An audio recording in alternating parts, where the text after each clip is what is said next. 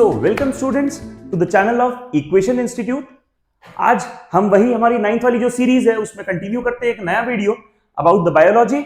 हम लोगों को आज स्टडी करना है a new topic which is why is mitochondria called the power house of the cell. Yes, तो हमने इसके पहले एक सेल से रिलेटेड क्यों उसे structural and functional unit of life कहा जाता था उस बारे में पढ़ा था। आज हम लोग इस वीडियो में कवर करेंगे why is mitochondria called the power house of the cell. इसे पावर हाउस क्यों कहा जाता है। ठीक है, देखिए आपने ये जरूर पढ़ा है कि किसी ऑर्गेनेल को क्या कहा जाता है, दूसरे को क्या कहा जाता है, कुछ ना कुछ सबके लिए एक लोकल नेम जरूर दिया गया है। जैसे आपको पता होगा mitochondria power house of cell, वैसे ही ribosome protein factory of the cell. ठीक है, ऐसे सबके कुछ ना कुछ एक यूनिक से या फिर ऐसे सिंप्लीफाइड वर्जन या इंग्लिश नेम्स जरूर है। नाउ हम आज बात करने वाले हैं कि माइटोकॉन्ड्रिया को, ये तो हम जानते ही हैं कि power house of the cell कहते हैं। ओके, बट व्हाई अगेन, ये वाई जो है ये बड़ा परेशान करने वाला सवाल है। हर जगह आपको जो फैक्ट्स पता हैं अगर सिर्फ उनके आगे वाई जोड़ दिया जाए so it can become a huge problem, और ये सारे स्टूडेंट्स के साथ हो सकता है। So we are today here to discuss about कि माइटोकॉन्ड्रिया को power house of the cell क्यों कहते हैं। इस वाई का आंसर खोजने के लिए हम लोग आज यहां पर हैं। So let's get started. या हाँ, तो माइटोकॉन्ड्रिया, पहली बात तो माइटोकॉन्ड्रिया होता क्या है, किस टाइप का स्ट्रक्चर होता है, इस बारे में बात करेंगे। Mitochondria is a double membrane bound organelle.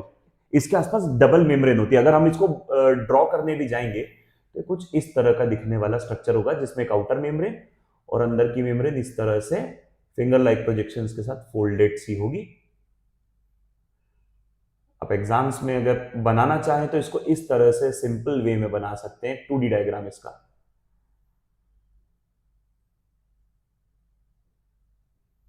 ठीक है, इस तरह का माइटोकॉन्ड्रिया का स्ट्रक्चर होगा।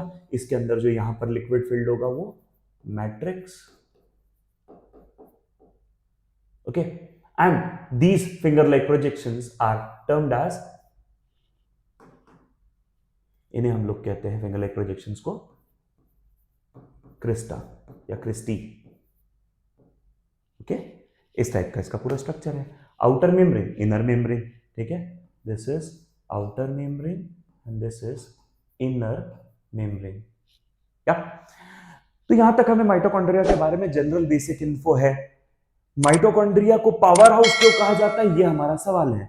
तो हम स्टार्ट करते हैं, हटा रहा हूं इसे। Now we are starting about कि हम इसे पावर हाउस क्यों कहते हैं। Power, power means energy. Energy हमारी बॉडी में कैसे आती है, कहां से आती है, इस बारे में बात करनी है हमें। एक सेल के अंदर, अगर मैं एक सेल की बात करूं तो सेल के अंदर जनरेशन ऑफ एनर्जी जो है वो एक कॉम्प्लेक्स मेटाबॉलिक प्रोसेस, मतलब उसके अंदर बहुत सारी स्टेप्स इन्वॉल्व होती हैं। ओके, सेल जो है वो एनर्जी कैसे गेन करेगा, रेस्पिरेशन से। एनर्जी का फॉर्मेशन फूड के रेस्पिरेशन से होता है। जब फूड का ब्रेकडाउन होता है, ऑक्सीडेशन होता है, तब जाके एनर्जी बनती है किसी सेल के अंदर।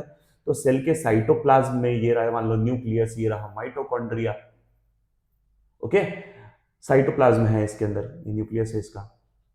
हाँ, तो यहां कुछ ऐसी प्रोसेस होती होगी जिससे फूड का या ग्लूकोज मॉलिक्यूल का टूटना होता होगा, ब्रेकडाउन होना होता होगा, और जब वो ब्रेकडाउन होता है तो उससे एनर्जी मॉलिक्यूल्स बनते हैं। ठीक है, अच्छा, हम दो सेल्स की बात करते हैं। एक सेल जिसके पास माइटोकॉन्ड्रिया है और एक सेल जिसके पास माइटोकॉन्ड्रिया नहीं है।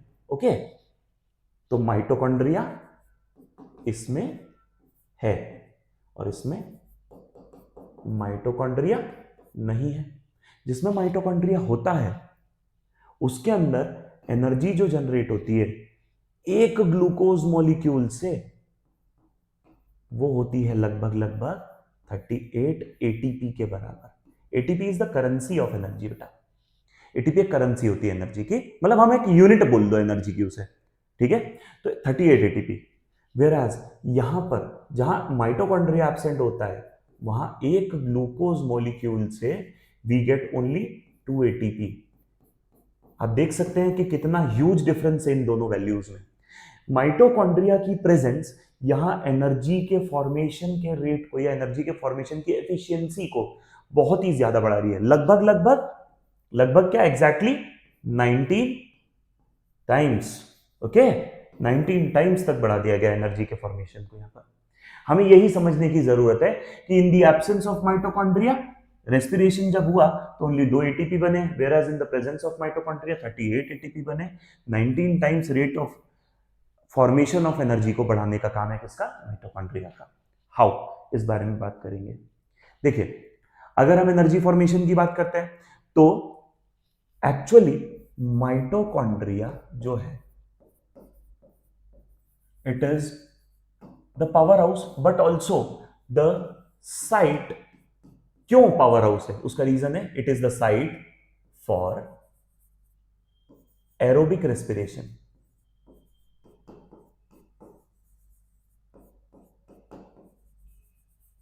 क्या है ये बेटा? Site for aerobic respiration. आप जब 10th में आएंगे तो भी इस बारे में डिटेल में पढ़ेंगे, एंड 11th में तो इस कॉन्सेप्ट पे बेस्ड 2 चैप्टर्स हैं पूरे पूरे, respiration in plants and the cell. Okay, cell नाम से भी एक चैप्टर है, सेल यूनिट ऑफ लाइफ करके 11th का। और उसके अलावा 11th का एक और चैप्टर है that is the respiration in plant. वो इन्हीं प्रोसेसेस पे डिपेंडेंट है। वहां पर हम माइटोकॉन्ड्रिया और उसके रिलेवेंट स्ट्रक्चर्स के बारे में बहुत सारा पढ़ने वाले हैं। क्यों? क्योंकि रेस्पिरेशन जो प्लांट्स में होता है वो एरोबिक होता है, तो एरोबिक रेस्पिरेशन के बारे में जानने के लिए हमें माइटोकॉन्ड्रिया को समझना और इसके अंदर होने वाले प्रोसीजर्स को समझना बहुत जरूरी हो जाता है। ठीक है, ध्यान देंगे। एरोबिक रेस्पिरेशन की साइट है, मतलब अब किसी भी टाइप का रेस्पिरेशन हो, चाहे एरोबिक हो या एनेरोबिक हो, कुछ पार्ट कॉमन होता है। जैसे एक ग्लूकोज से स्टार्ट करूं अगर मैं, तो ये ग्लूकोज से जब ब्रेकडाउन हो रहा होता है तो एक कोई मॉलिक्यूल बनता है 3 कार्बन का एक कोई एसिड बनता है। वहां तक ये प्रोसेस पूरी कॉमन है। यहां एरोबिक एनारोबिक दोनों होती है। इस प्रोसेस को कहते हैं ग्लाइकोलिसिस। ओके, यहां जो 3 कार्बन का एसिड बनता है एक्चुअली ये पाइरुविक एसिड होता है। ये आपको अभी याद ना भी रहे तो ठीक है, 10th में तो याद करना ही है। ओके, पाइरुविक एसिड नाम का सब्सटेंस होता है ये। एक ग्लूकोज से पाइरुविक एसिड बनता है और उसके 2 मॉलिक्यूल्स बनते हैं। ठीक है, और इस पूरी प्रोसेस में अगर एनाएरोबिक रेस्पिरेशन हो रहा है तो ये सिर्फ 2 एटीपी जनरेट कर पाता है। ये पूरी प्रोसेस कहां हो रही होती है बेटा? ये होती है साइटोप्लाज्म में सेल के। साइटोप्लाज्म आप सब जानते हैं, जो सेल का लिक्विड है, जो फ्लूइड पार्ट है सेल का, जिसके अंदर सारी की सारी प्रोसेसेस होगी। एक सेल की सेल मेम्ब्रेन के अंदर भरा हुआ liquid is called as cytoplasm. तो ये प्रोसेस कहां हो रही होती है? साइटोप्लाज्म में हो रही होती है। ओके, ग्लूकोज से 2 एटीपी का जनरेशन अल्टीमेटली हमें मिलता है। ओके, ठीक है, कितना जनरेशन मिल रहा है? 2 एटीपी ओनली। ठीक, वेयर एज अगर ये एक एरोबिक रेस्पिरेशन होता, ओके, मान लीजिए एक एरोबिक रेस्पिरेशन है, तो ये प्रोसेस तो कॉमन है। एक ग्लूकोज मॉलिक्यूल से 2 मॉलिक्यूल ऑफ पाइरुविक एसिड बनना, और फिर क्या होता है, ये माइटोकॉन्ड्रिया में चले जाते हैं। ये जो 2 पाइरुविक एसिड बने ये जाते हैं माइटोकॉन्ड्रिया में, जिसके कारण रिमेनिंग एनर्जी है ना का फॉर्मेशन होता है। देयरफॉर माइटोकॉन्ड्रिया जो है वो excess energy from a single glucose molecule generate में करने में हेल्प कर रहा है, इसीलिए इसे power house of the cell कहते हैं। नॉर्मली एनर्जी जो 2 एटीपी बन रही है वो साइटोप्लाज्म में बन रही है। Remaining huge amount of energy getting generated in the mitochondria by aerobic respiration. तो एरोबिक रेस्पिरेशन होने के लिए साइट क्या है? Mitochondria. That's why mitochondria is called as the power house of the cell. Mitochondria is termed as the power house of the cell. Okay, so अब exam में इसको answer के फॉर्म में कैसे लिखेंगे हम लोग, इस बारे में बात कर लेते हैं। सो देखिए, आंसर किस तरह से लिखा जाएगा एग्जाम में। Mitochondria serves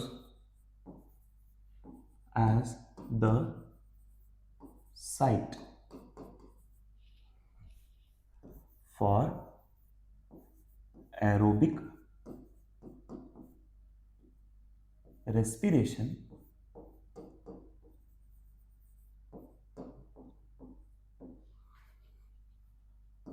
and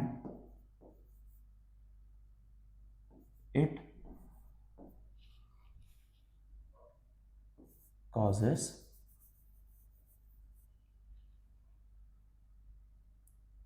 more energy formation.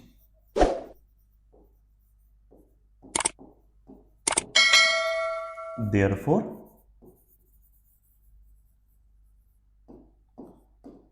it is